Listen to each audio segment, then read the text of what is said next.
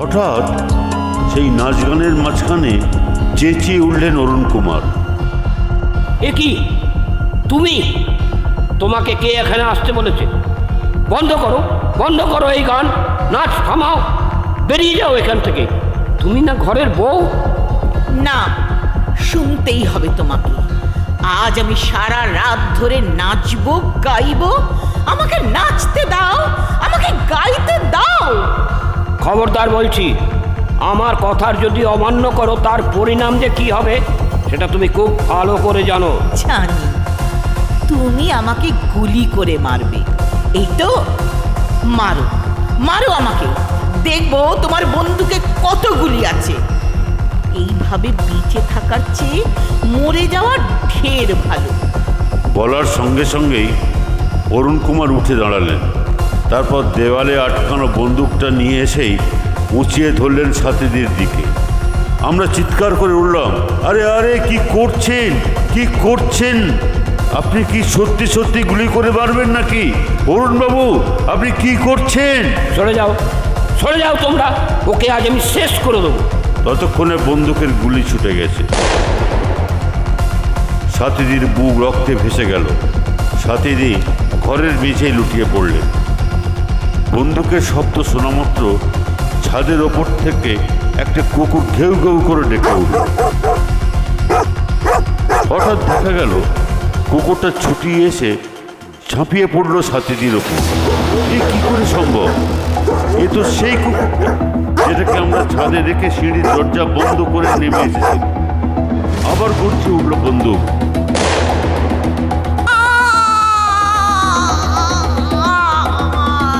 কুকুরটা করে যন্ত্রণায় কুকুরে স্থির হয়ে গেল। অরুণ কুমার হঠাৎ সাথীদের দিকে ঝুঁকে পড়ে বললেন, এ কি করলাম আমি? আমি কি সত্যি তোমাকে মেরে ফেললাম? সাথী, সাথী, তুমি কথা বলছো না কেন? কথা বলো, কথা বলো সাথী। দাদু দিদাদের আসরে আজ শুনবেন ষষ্ঠীপদ চট্টোপাধ্যায় রচিত নাটক কি ভয়ঙ্কর রাত। আপনি যদি আমাদের চ্যানেলটিকে এখনও সাবস্ক্রাইব না করে থাকেন তাহলে অনুষ্ঠানগুলি শুনতে এখনই সাবস্ক্রাইব করুন।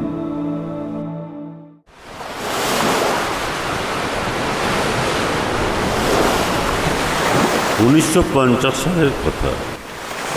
আমরা 3 বন্ধুতে জুনপুট বেড়াতে গিয়েছি। তখন এখনকার মতো এমন যাতায়াতের সুবিধা ছিল না। কাঁথি থেকে গরুর গাড়িতে অথবা পায়ে হেঁটে জুনপুট যেতে হতো। আমরা 3 জনে খুব ভোর ভোর রওনা হলাম কাঁথি থেকে। ইচ্ছেটা জুনপুটের নির্জন সমুদ্র তীরে ঝাউবনের শোভা দেখব, জেলেদের মাছ ধরা দেখব, আর 2 দিনের ছুটি উপভোগ করে ফিরে আসব কলকাতায়। জুনপুট এখনও ভালো করে গড়ে ওঠেনি। না ছিল হোটেল, না ছিল থাকার ব্যবস্থা, না কোনো কিছু। জঙ্গলময় একটা গ্রাম ছিল জুনপুট। গ্রাম থেকে সমুদ্র তীরের দূরত্বও ছিল প্রায় 1 মাইল। আমরা কাঁথি থেকে মাইল 5 পায়ে হেঁটে যাওয়ার পর জুনপুটের সমুদ্র তীরে পৌঁছলাম। বলা ভালো, আমাদের 3 জনেরই ছিল সেই প্রথম সমুদ্র দর্শন। সমুদ্রের বিশাল আকার দেখে আমাদের সে কি আনন্দ! তখন গ্রীষ্মকাল, এলোমেলো বাতাসের সঙ্গে পাল্লা দিয়ে ঢেউয়ের সে কি নাচুনি! তাই দেখে আমরা অভিভূত হয়ে গেলাম। সমুদ্র তীরের চঞ্চনে রোদের উত্তাপ এড়াতে আমরা তৎসংলগ্ন ঝাউবনে বসে নানা রকম আলোচনা করতে লাগলাম। আমাদের সমস্যা হলো থাকার ব্যাপার নেই। একটা রাত্রি অন্তত এখানে না থাকলে ঠিক মন ভরবে না। কিন্তু থাকবো কোথায়? কাছে পিঠে থাকার মতন তো কোনো আশ্রয়স্থানই দেখতে পেলাম না। কয়েকজন মাঝি মাল্লা সেখানে ঘোরাফেরা করছিল। তাদের জিজ্ঞেস করতে কেউ কথার উত্তর দিল না আমাদের। একজন শুধু বলল, এখানে কেউ থাকে না বাবু, এখানে থাকার সেরকম ব্যবস্থাও নেই, আপনারা কাঁথিতেই ফিরে যান। আমার সঙ্গে যে দুজন বন্ধু ছিল তাদের একজনের নাম বিমান, অপরজনের নাম প্রশান্ত। বিমান বলল, দেখুন, আমরা অনেক দূর থেকে এসেছি সমুদ্র দেখব বলে, তা আপনাদের নৌকোতেই আমাদের একটা রাত থাকার ব্যবস্থা করে দিন না। মাঝি বলল, আমরা সন্ধ্যের আগেই এখান থেকে চলে যাব।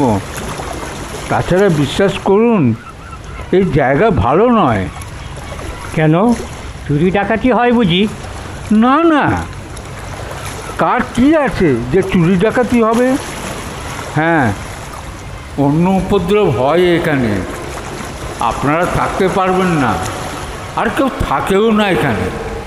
বিমান বলল, অন্য উপদ্রব মানে ভূতের উপদ্রব তো? তাহলে শুনুন, ভূতে আমরা বিশ্বাস করি না।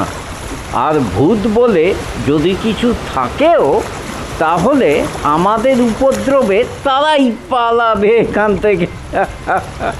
মাঝিটা এবার গম্ভীর মুখে তাকালো আমাদের দিকে, তারপর খুব রাগত স্বরে বলল, বাবু, আমার মাথার চুল পেকে গেছে। আপনারা এখনও ছেলে মানুষ, অনেক আচ্ছা আচ্ছা লোক দেখলুম। ওনাদের সম্বন্ধে একটু ভেবেচিন্তে মন্তব্য করবেন। বুঝতে পারছি আপনাদের নিয়তিই আপনাদের মুখ দিয়ে এইসব পড়াচ্ছে। তবু বলছি, শহর বাজারে যা করেন, এখানে কোনো রকম গোয়াত্তুমি করবার চেষ্টা করবেন না। এ বড্ড খারাপ জায়গা। বিমান বলল, বেশ, তো পরীক্ষা হোক। আপনাদের কুসংস্কার বড় না আমাদের সাহস? যা ইচ্ছে করুন, আমি এখানকার ব্যাপার জানি বলেই সাবধান করে দিলাম আপনাদের। আর একটু পরেই পাড়ি দেব আমরা সাগর দ্বীপে। কেউ থাকবে না, তখন মরবেন। প্রশান্ত বলল, আচ্ছা, সাগরদ্বীপ এখান থেকে কত দূর হবে? তা দূর আছে বই কি, বরং চলুন, আপনারা আমাদের গ্রামেই চলুন। তাই কি পারি? এই ঝাউবনে আজ রাত্রে ভূতের সঙ্গে ড্যান্স না করে কি করে যাই বলুন? মাঝি আর আমাদের সঙ্গে কোনো কথা না বলে পাশের একটি নৌকার পাটাতনে উঠে ভাত খেতে বসে গেল। আমরা তখন নিজেদের মনের সমুদ্র সৈকতে ঝিনুক কুড়োতে কুড়োতে দীঘামুখী হয়ে এগিয়ে চললাম। বেশ খানিকটা যাওয়ার পর ঘন ঝাউবনের ভেতর হঠাৎ একটি দোতলা বাড়ি চোখে পড়ল। বাড়িটা হাল আমলের নয়, বহু পুরনো, দেখে কোনো রাজবাড়ি বলে মনে হলো। আমি বিমানকে বললাম, ওই দেখ বিমান। বিমান বলল, তাই তো রে, বাড়ি এখানে কোত্থেকে এলো? প্রশান্ত বলল, এগিয়ে চল তো দেখি, যদি এখানে কোথাও একটু থাকবার ব্যবস্থা ম্যানেজ করতে পারি। এমন সময় আমাদের পেছন থেকে কে যেন বলে উঠল, ওটা ভূতের বাড়ি। আমরা পিছু ফিরে দেখলাম 12-13 বছরের একটি ছেলে সেখানে দাঁড়িয়ে আছে। কুচকুচে কালো গায়ের রং, পরনে হাফ প্যান্ট, সাদা সাদা দাঁত বের করে হাসছে। বিমান বলল, তুমি কে বাবা? ঝাউবনের কেলেমানিক? তুমি নিজেই একটা ভূত নও তো? ছেলেটি বলল, আমার নাম কেলেমানিক কেন? আমার নাম তো বিটু। তা বিশুই হও আর শিশুই হও, ওই বাড়িটা কাদের? রাজাদের। ও বাড়িতে এখন কেউ থাকে না, ওটাকে সবাই ভূতের বাড়ি বলে। রাত্রে ওখানে কুকুর ডাকে, বন্দুকের শব্দ শুনতে পাওয়া যায়, নাচ গান হয়। বলিস কি রে, এত কিছু হয় এখানে? হ্যাঁ গো, মিথ্যে কথা বলছি না। প্রশান্ত বলল, আমরা ওই বাড়িতে এক রাত্রি থাকতে চাই।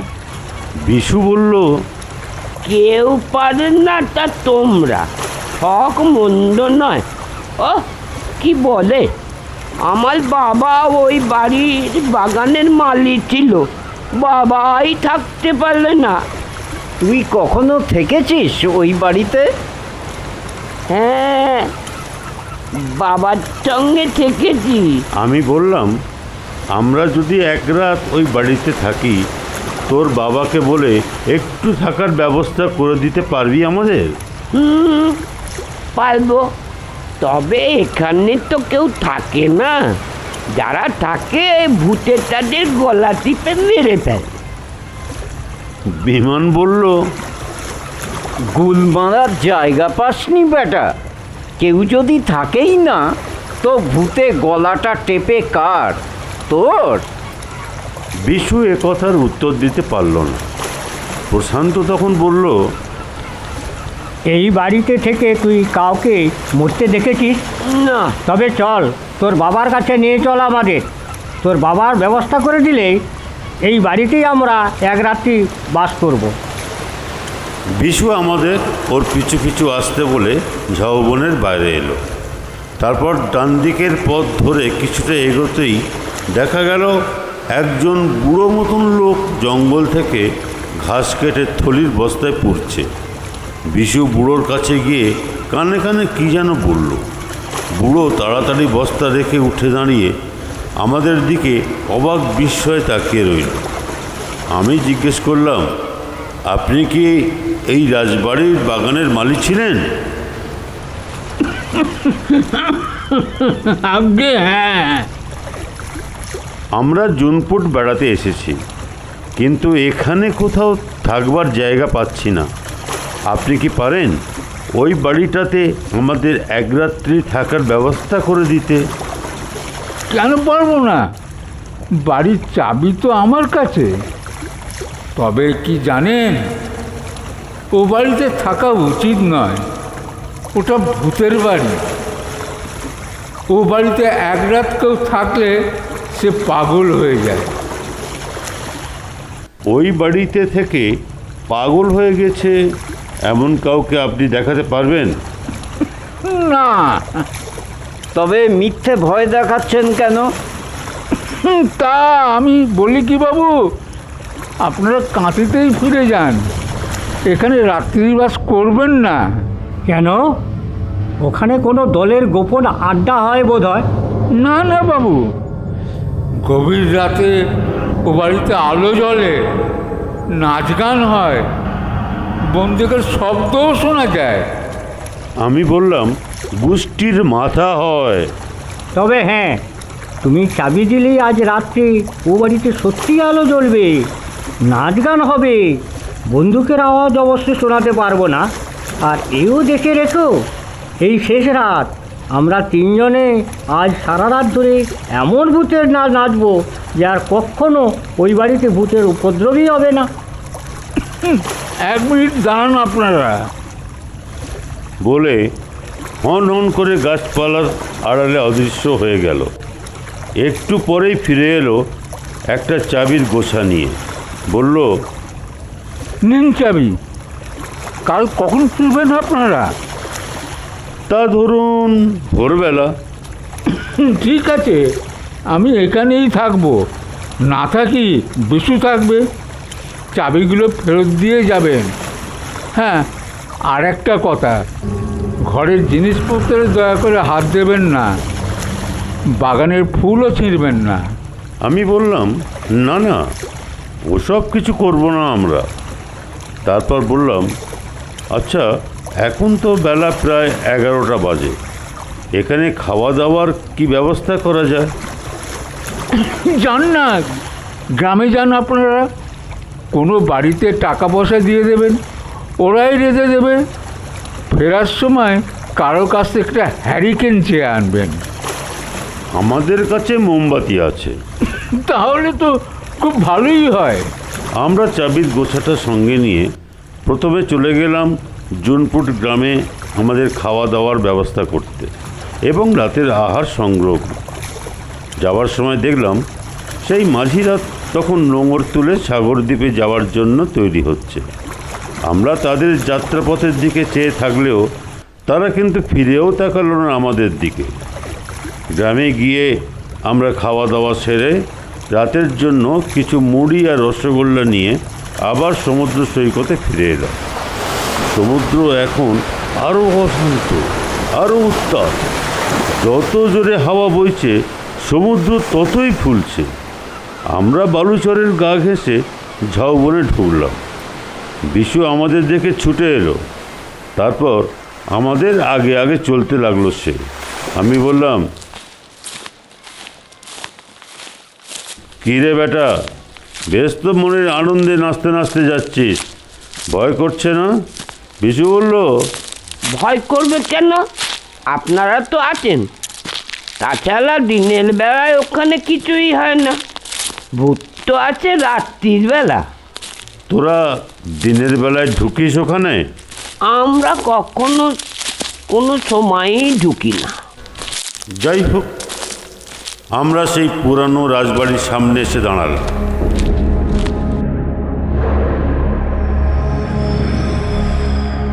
বড় পাঁচিল দিয়ে ঘেরা মস্ত দোতলা বাড়ি। গেটের তালাটার অবস্থা দেখে মনে হলো বেশ কয়েক বছর খোলা হয়নি এর দরজা। আমরা বহু কষ্টে তালা খুলে ভেতরে ঢুকলাম।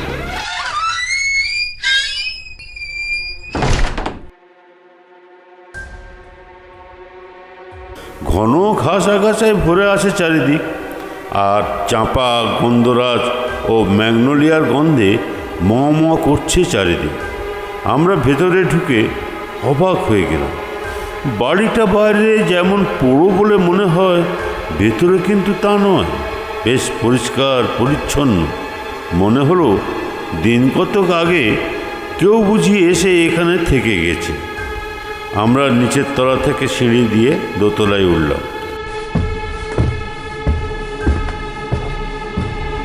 নিচে ওপর মিলে মোট 10খানা ঘর রয়েছে এই বাড়িতে। বড় বড় ঘর, মাঝখানে একটি হল ঘর। বিশু বলল, এটা রাজাবাবুদের জলসা ঘর। আমি বললাম, এই ঘর থেকেই তাহলে গান বাজনার আওয়াজ শোনা যায়? হ্যাঁ, এই ঘরটি ছাড়া প্রায় সব ঘরই খাট, আলমারি এবং নানা রকমের দামের জিনিস দিয়ে সাজানো।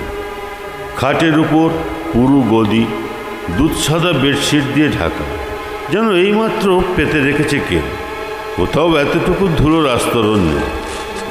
বিমান বলল, কি রহস্যটা বুঝতে পারছিস? আসলে ভূত টুত কিছু নয়। এই বাড়ি রীতিমতো গোপনে ব্যবহার করা হয়, আর গ্রামের লোকেরা মনে করে ভূতের উপদ্রব হচ্ছে। আপনারা বিশ্বাস করছেন না তো? থাকুন না রাত্রিবেলায়, তারপর বুঝবে। হ্যাঁ, ভূত যদি সত্যিই থেকে থাকে তাহলে তো দেখাই হবে। আমরা আজ সারা রাত ধরে ভূতেদের সঙ্গে এই জলসাগরে নাচ গান করবো। তারপর কাল সকাল হলেই ভূতগুলোকে ধরে সোজা নিয়ে যাব তোদের গ্রামে। আমি বললাম, তুই আমাদের সঙ্গে থাকবি বিশু? তাহলে দেখবি ভূতগুলোকে কীরকম জব্দ করব আজ। না বাবা, দরকার নেই। তুই থাকলে হতো কি, তোকে দেখেই ভূত পালাতো। যা কালো তুই, ভূতেরা বোধহয় তোর চেয়ে ভরসা। ভূত এলেই আমরা তোকে দেখিয়ে বলতাম, এই দেখ তোদের বাচ্চাকে আমরা ধরে রেখেছি। না না, এ বাড়িতে কিছুতেই থাকবো না। আমরা খাবারগুলো ঘরের ভেতর রেখে ওয়াটার বটলটা দেওয়ালের হুকে ঝুলিয়ে আবার চললাম সমুদ্র তীরে। কেননা সন্ধে হতে এখনও অনেক দেরি। কি করব অতক্ষণ এই ঘরের মধ্যে চুপচাপ বসে থেকে? বিশেষ করে সারাটা রাত যখন এই বাড়িতে থাকতেই হবে আমাদের, তার চেয়ে সি বিচে গিয়ে একটু ঘুরে বেড়ালে সমুদ্রের অনেক নতুন নতুন রূপ দেখতে পাবো, ঝাউবনের ঝাউয়ের হাহাকার শুনতে পাবো। আসলে সমুদ্র দর্শনের জন্যই তো আমাদের এখানে আসা।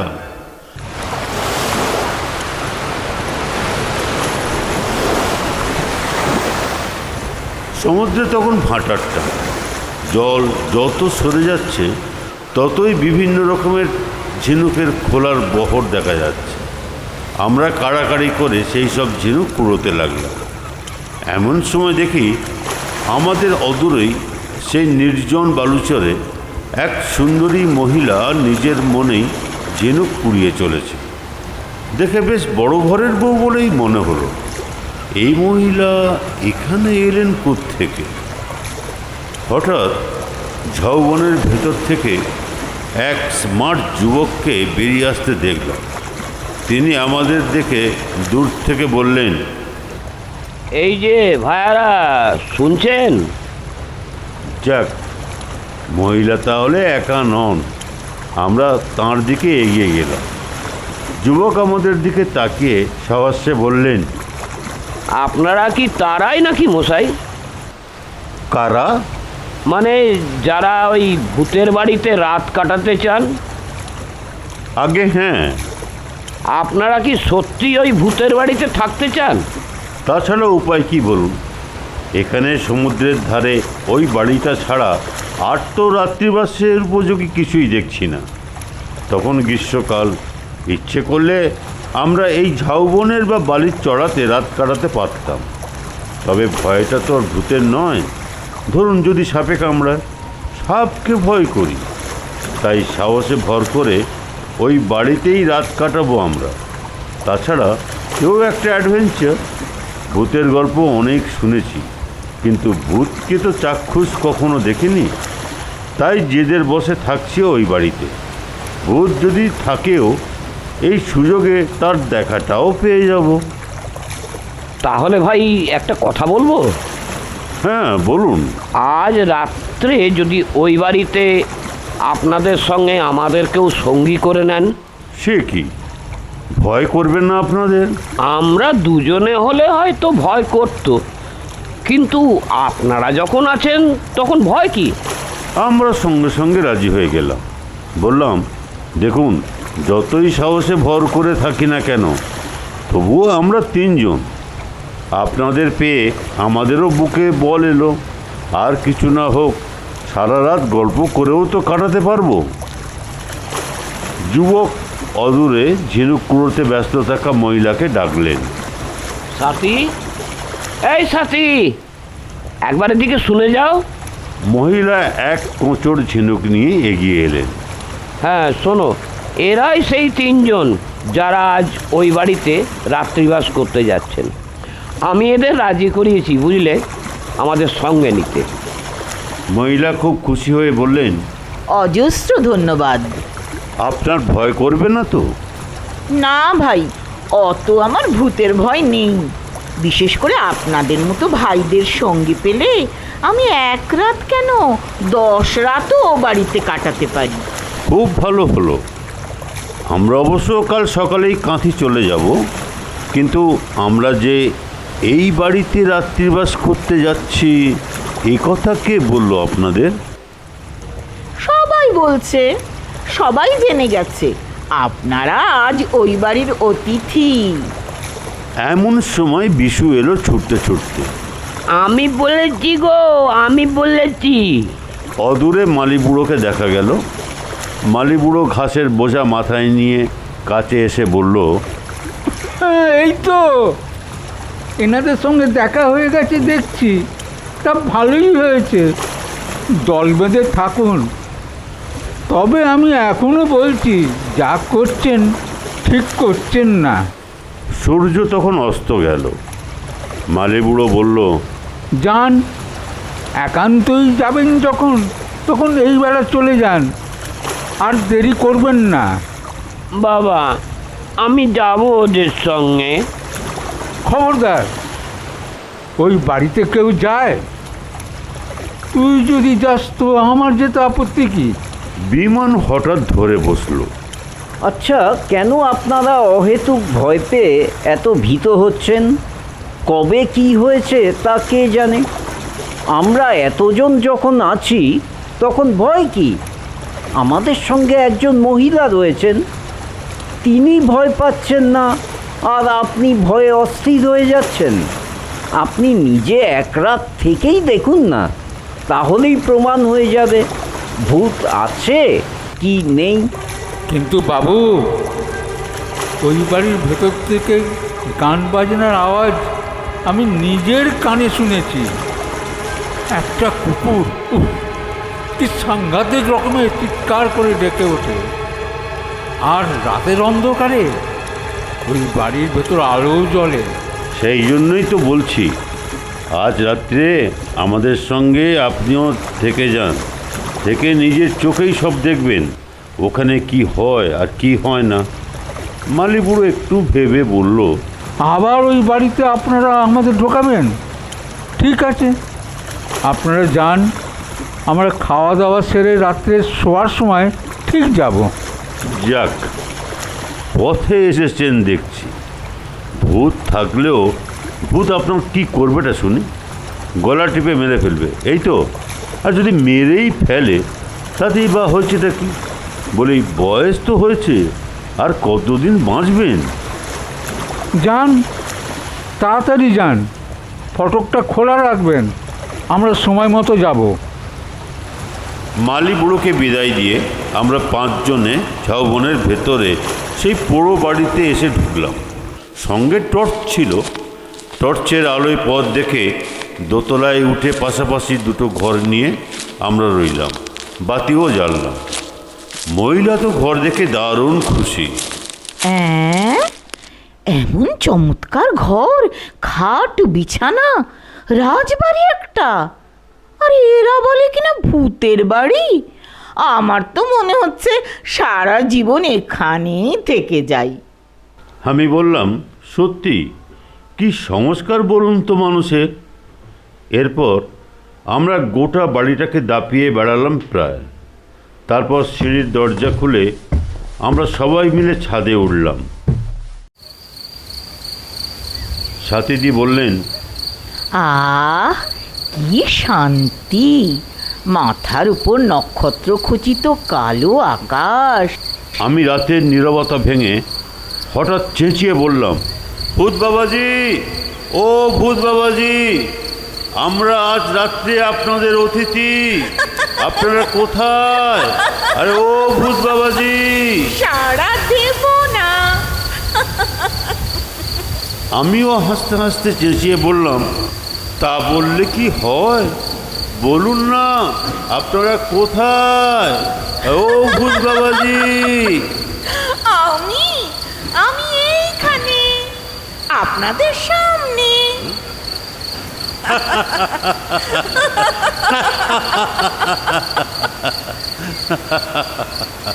হ্যাঁ, বলছিলাম কি, আপনার নামটা জানাবেন দয়া করে। হ্যাঁ, আমার নাম সাপি। যুবকও অমনি হাসতে হাসতে বললেন, তাহলে আমার নামটাও জেনে নিন। আমার নাম অরুণ কুমার।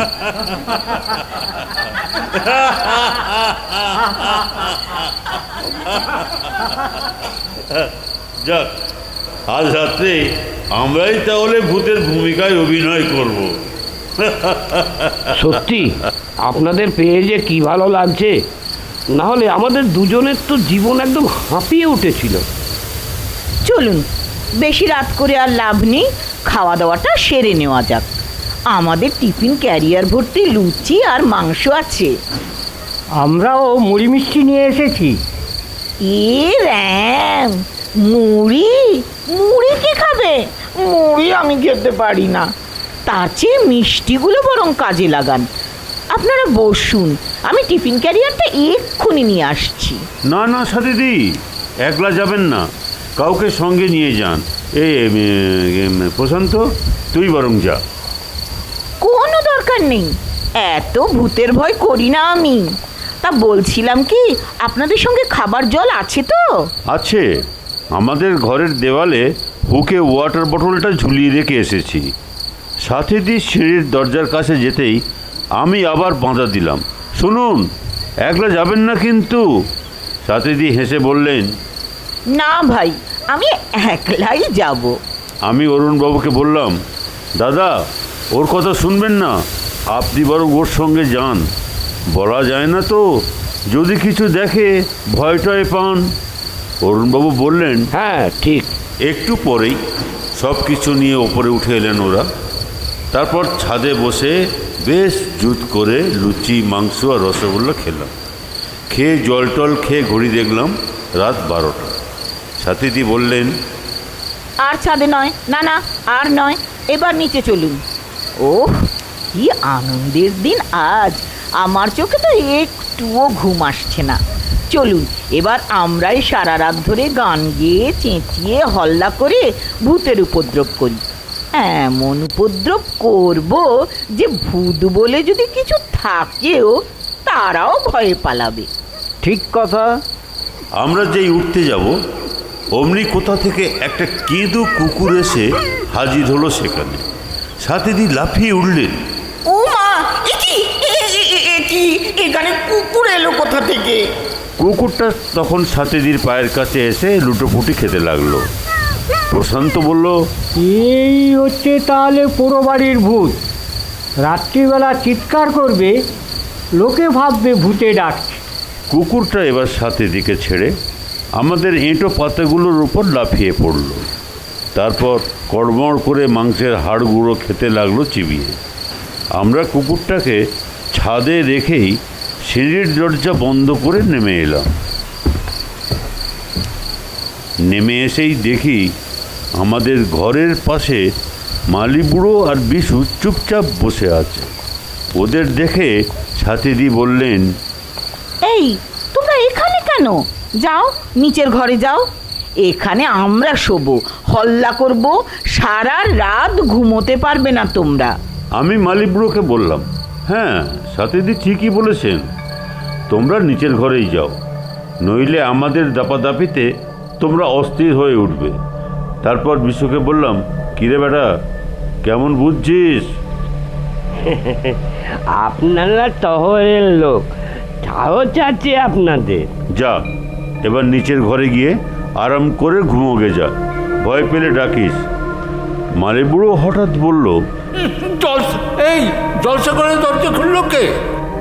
আমরা খুলেছি। এই ওটা এক্ষুনি বন্ধ করে দিই। থাক না খোলা, আজ রাত্রে আমরাই যদি এখানে গান বাজনা করি। এই ঘর অভিশপ্ত, এই ঘরের দরজা খুলবেন না। কোনো রকমে রাতটা কাটিয়ে চলে যান এখান থেকে।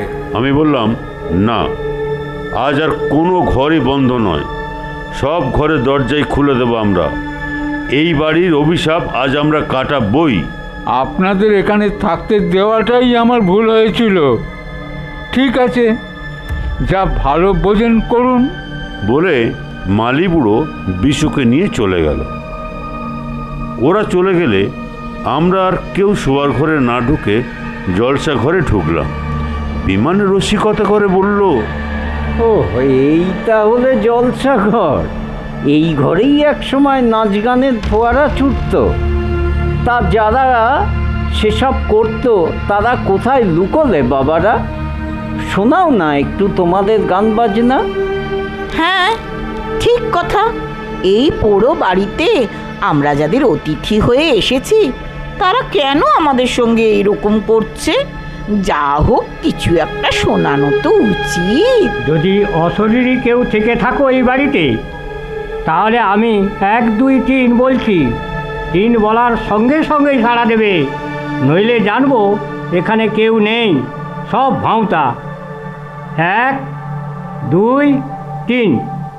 কিন্তু না, কোনো সাড়া শব্দই কোথাও থেকে এলো না। প্রশান্ত বলল, তাহলে আমরাই শুরু করি। আজ রাতে জলসাঘর আবার ভরে উঠুক গানে গানে। একটা বাংলা সিনেমার গান দিয়ে শুরু হলো। প্রথম লাইনটা প্রশান্ত ধরতেই সুরে সুর মিলিয়ে আমি কণ্ঠ দিলাম। তারপর বিমানের দেখা দেখি সাথী দিয়েও সুরেলা গলায় গান ধরল। অরুণবাবুও চুপ করে রইলেন না। সব কটা কণ্ঠ একত্রিত হয়ে জলসাঘর একেবারে ভরিয়ে তুলল। গান শেষ হলে আমরা হো করে হেসে লুটিয়ে পড়লাম।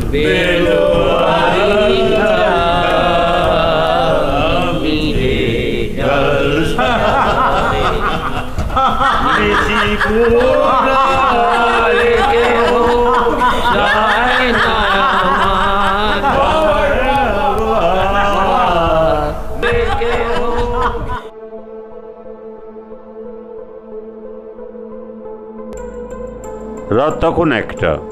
প্রশান্ত বলল, আর কি, এবার সবাই শুয়ে পড়ি।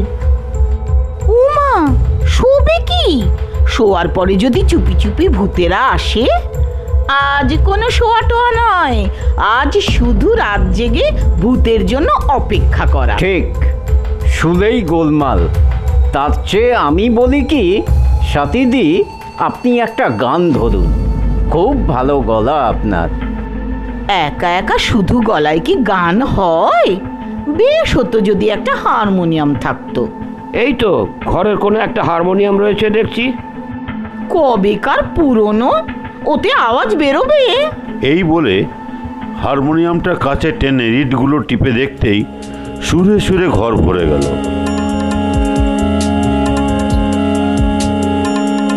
হঠাৎ ভিটে কামড়ালে যেমন হয় ঠিক তেমনভাবে লাফিয়ে উঠলেন সাথীদি। এ কি এ কি আমার সারা গা জ্বলে যাচ্ছে কেন? আমার আমার যেন কি রকম হচ্ছে, আমার বড় কষ্ট হচ্ছে, বড় কষ্ট হচ্ছে আমার। না না, ও কিছু নয়। কি কষ্ট হচ্ছে তোমার সাথী? আসলে সারাদিন ঘোরাঘুরি করেছো, রাত জেগে হই হল্লা করছো, একটু শুয়ে থাকো, সব ঠিক হয়ে যাবে। অরুণবাবু উঠে গিয়ে সাথীদিকে ধরলেন, কিন্তু বললেই কি হয়, সাথীদির গলা থেকে একটা চাপা আর্ত স্বর বেরিয়ে এলো।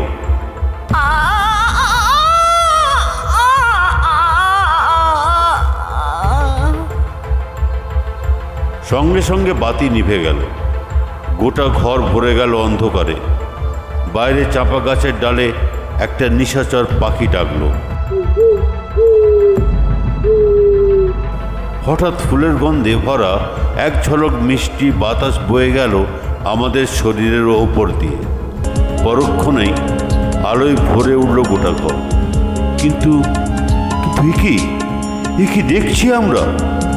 দেখলাম জলসা ঘরের মাঝখানে সলমা চুমকির পোশাক পরে রাজ নর্তকীর সাজে সজ্জিতা হয়ে দাঁড়িয়ে আছেন সাথীদি। আমাদের দিকে চেয়ে মিষ্টি হাসছেন। মাথার উপর ঝাড় লণ্ঠনের আলোর বন্যা বইছে। এক পাশে তাকিয়ায় ঠেস দিয়ে রাজ পোশাক পরে সুরাপাত্র হাতে অরুণ কুমার। যেন রূপালী পর্দার কোনো ছায়াছবির দৃশ্য দেখছি আমরা। সাথীদি আমাদের দিকে তীব্র দৃষ্টিতে তাকিয়েই পায়ের ঘুঙুর বাজিয়ে হাতে তাল দিলেন। অমনি নেপথ্যে এক সুরেলা হারমোনিয়াম দ্রুত লয় বেজে উঠল। সেই সুরে সুর মিলিয়ে ওস্তাদি গানের সঙ্গে জলদে উঠল তবলার লহর। তারপর ত্রিতাল ঠেকার তালে তালে শুরু হলো নাচের ঘুরে। আমরা বিস্মিত, বিমূঢ়, স্তব্ধ। হঠাৎ সেই নাচ গানের মাঝখানে চেঁচিয়ে উঠলেন অরুণ কুমার। এ কি তুমি? তোমাকে কে এখানে আসতে বলেছে? বন্ধ করো, বন্ধ করো এই গান, নাচ থামাও, বেরিয়ে যাও এখান থেকে। তুমি না ঘরের বউ? না, শুনতেই হবে তোমাকে। আজ আমি সারা রাত ধরে নাচবো, গাইবো। আমাকে নাচতে দাও, আমাকে গাইতে দাও। খবরদার বলছি, আমার কথার যদি অমান্য করো তার পরিণাম যে কি হবে সেটা তুমি খুব ভালো করে জানো। জানি তুমি আমাকে গুলি করে মারবে, এই তো। মারো, মারো আমাকে, দেখবো তোমার বন্দুকে কত গুলি আছে।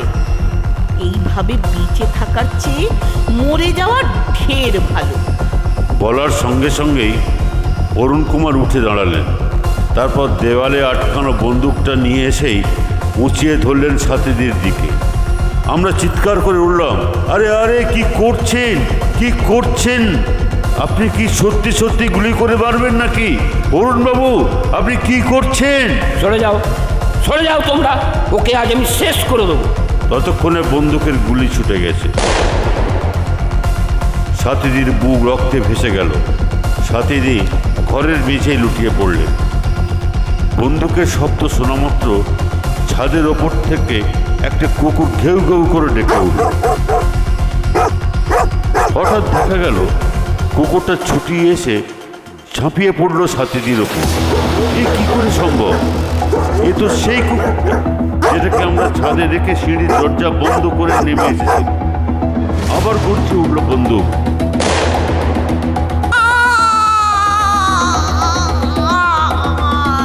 কুকুরটা আঁ করে যন্ত্রণায়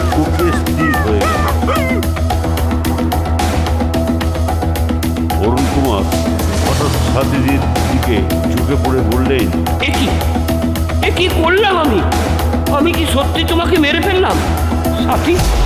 সাথী তুমি কথা বলছো না কেন? কথা বলো সাথী। এইসব চেঁচামেচি আর বন্দুকের শব্দ শুনে মালি বুড়ো ও বিশু ছুটে এসেছে ওপরে। ভয়ে বিবর্ণ মুখে দরজার একপাশে কাঠ হয়ে দাঁড়িয়ে আছে ওরা। মেঝেই পড়ে থাকা রক্তাক্ত সাথীদের দিকে চেয়ে চোখের পাতা পেলতেও ভুলে গেছে যেন। অরুণ কুমার চোখ লাল করে বললেন, তোরা এখানে কেন? কি চাই তোদের? মজা দেখতে এসেছিস না? আতঙ্কে থমথম করছে ওদের মুখ। মালি বুড়ো কাঁপা গলায় বলল,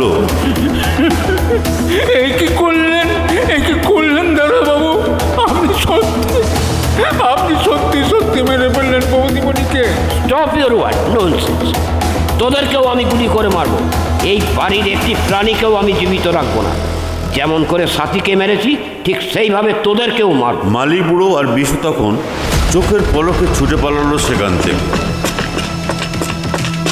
অরুণ কুমার বন্দুক গুছিয়ে তাড়া করলেন ওদের। কোথায় পালাবি রে বাছাধন? আমরা বিস্মিত, বিমূঢ়। কি যে হচ্ছে, কেন হচ্ছে, মাথা মুন্ডু কিছুই বুঝতে পারছি না তা। তবুও আমরা ছুটলাম ওদের পিছু পিছু। যে করেই হোক এই হত্যালীলা বন্ধ করতেই হবে। বিমান বলল, কি হচ্ছে অরুণবাবু? আপনি পাগল হয়ে গেলেন নাকি? আপনি কি জানেন খেয়ালের বশে কি কাণ্ড করেছেন আপনি? আমরা সবাই যে একধার থেকে অ্যারেস্ট হয়ে যাব। বিশু এক লাফে গেট পার হয়ে গেল, কিন্তু মালি বুড়ো পারল না। যেই না গেটের কাছে আসা, অমনি ওপর থেকে শব্দ হলো গুম। মালি বুড়োর দেহটা ছিটকে পড়ল একটা ম্যাগনোলিয়ার গাছের কাছে। কে জানতো, হয়তো ওই গাছটা মালি বুড়োই একদিন যত্ন করে বসিয়েছিল নিজের হাতে। অরুণ কুমার এবার তরতরিয়ে সিঁড়ি বেয়ে নিচে নামলেন। আমরাও নামলাম ওর পিছু পিছু। অরুণ কুমার গেট পেরিয়ে ছুটে চললেন ঝাউবনের দিকে। আমরাও ছুটছি। ওই তো বিশু, সেও ছুটছে প্রাণের দায়। ওকে বাঁচাতেই হবে। অরুণ কুমারের বন্দুক আবার গর্জে উঠল। বিশু অসহায় কাতর আর্তনাদ শোনা গেল। অরুণবাবু ছুটে বিশুর কাছে গিয়ে ঝুঁকে পড়ে একবার দেখলেন ওকে। তারপর বুকের ওপর একটা পা রেখে অল্প একটু চাপ দিয়ে আমাদের দিকে তাকিয়ে মৃদু হেসে বললেন, শেষ হয়ে গেছে। আর একটা মাত্র গুলি অবশিষ্ট আছে, সেটা রেখেছি আমার নিজের জন্যে। আপনারা ছেলে মানুষ, তার উপর আমাদের অতিথি, সেই জন্যে কিছু বললাম না। তবে ভবিষ্যতে এই বাড়িতে আর কোনোদিন রাত্রিবাস করার চেষ্টা করবেন না। যান, চলে যান এখান থেকে। আমরা অতি কষ্টে সেখান থেকে পালিয়ে বাঁচলাম। ভোরবেলা গ্রামে পৌঁছে শুনলাম গতকাল আমরা বিশু, মালিবুড়ো, সাথীরেখা ও অরুণ কুমার নামে যাদের দেখেছি তারা কেউ জীবিত নয়। 1930 সালে এক ভয়ঙ্কর রাতে কি এক অজ্ঞাত কারণে ওরা নাকি ওইভাবেই মারা গিয়েছিল। দাদু দিদাদের আসরে আজ শুনলেন কি ভয়ঙ্কর রাত। অভিনয়ে মাঝি ও মালিবুড়ো তিমির বরণ দাস, পাঠ ও অভিনয়ে মনোজ রক্ষিত, বিমান রুদ্রেন্দু ব্যানার্জি, প্রশান্ত সুধাকৃষ্ণ মিত্রা, বিশু ও অরুণ কুমার দীপক মুখার্জি এবং স্বাতী সুতপা রায়চৌধুরী। শ্রোতারা, আমাদের অনুষ্ঠান যদি আপনাদের ভালো লাগে তাহলে আমাদের লাইক আর সাবস্ক্রাইব করতে ভুলবেন না। শুনতে থাকুন দাদু দিদাদের আসর।